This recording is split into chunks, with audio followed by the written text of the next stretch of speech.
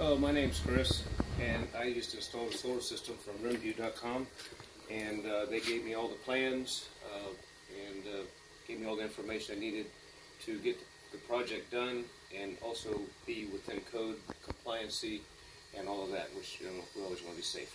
Anyway, let me show you my system.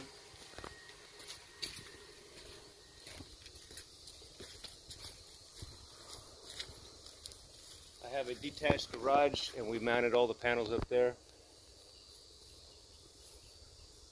There's 21 panels in all, and we're running 3 panels in series with all the parallels connecting, going through 2 combiner boxes that go down into the attic, comes out this wall here.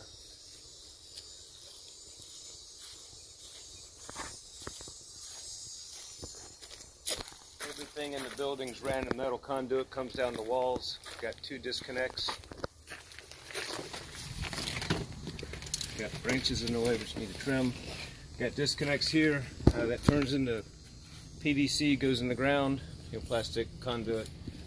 It's 80 on the wall thickness. In the ground it goes back to 40.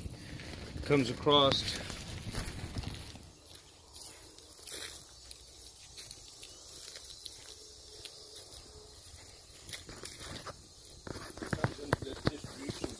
Here. From there it goes through the wall into the house garage.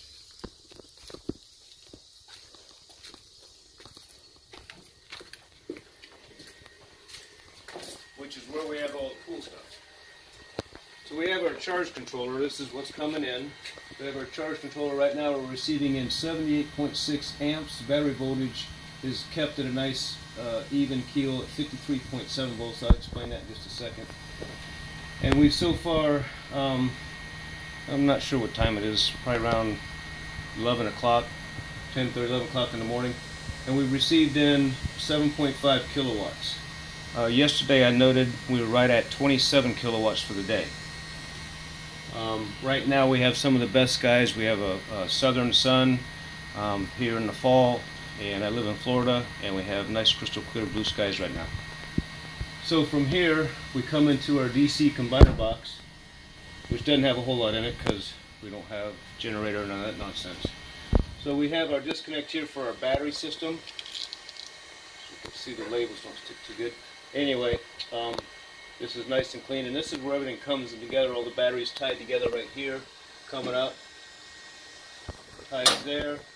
That takes us to our battery, basically a 48 volt forklift battery. This thing runs the house no problem.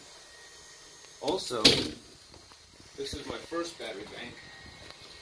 Basically Trojan T105s, 8 of them in series. Give us our 48 volts. You'll notice I've got a disconnect switch that's also fused. And over here,